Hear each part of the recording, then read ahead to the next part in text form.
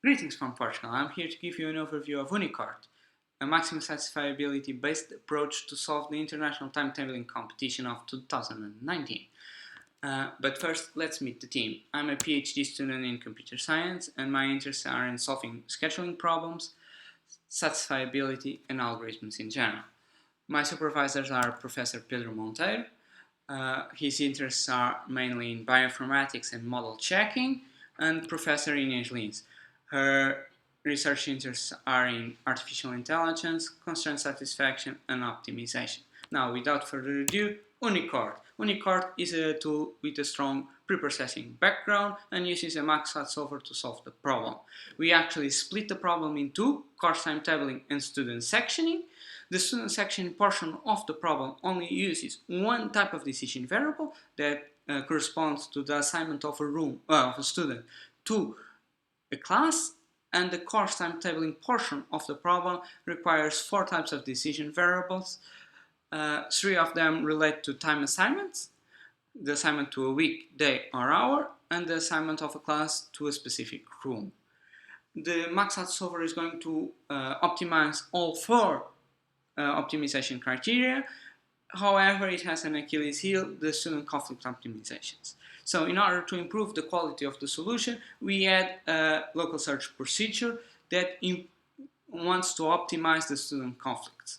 So we actually only change students from class to class in order to reduce the overall number of conflicts. Now, let's dive into the preprocessing techniques. We have four of them, but only two of them were implemented at the time the competition ended. So the first one is to create subinstances, and the goal here is to find self-contained subinstances that can be solved independently. The second one is to merge students. So the goal here is to find cluster of students that have exactly the same curriculum plan, and therefore we can reduce the domain of the size of the problem. However, there is a little trick here, because the enrollments in the classes depend from class to class, and so we cannot find the biggest cluster of students. We have to limit the size of the cluster of students on the limit enrollment.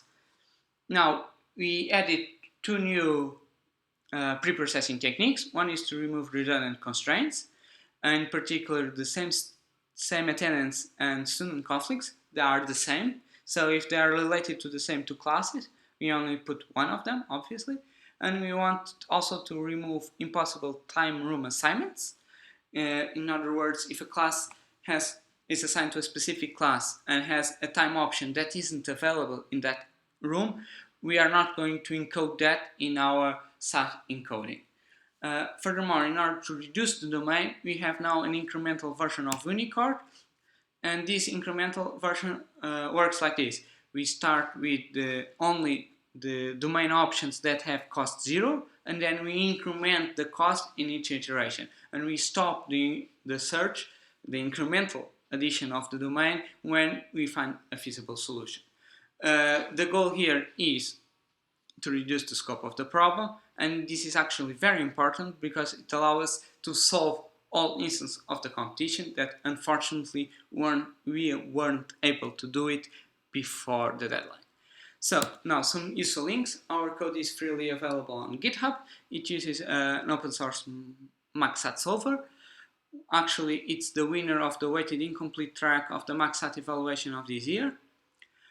We ran all instances with a time limit of 6,000 seconds, mainly because after that the max-sat solver starts only optimizing and managing memory, and so not searching for a better solution, so it's pointless to continue.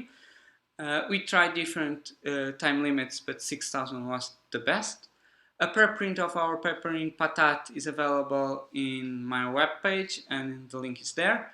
We actually have a different paper on solving minimal perturbation problems in a university setting using the data from this competition that was accepted in Constraint Programming, Artificial Intelligence and Operations Research Conference. That is going to happen later this month. Please note that the upgrades to UniCorT marked at red new are not in the paper from Patat. since they weren't available at the end of the competition, but we are preparing a manuscript for the Journal of Sketching special issue that will contain all of that information. So I hope everything is clear. Thank you, and I'm available for questions.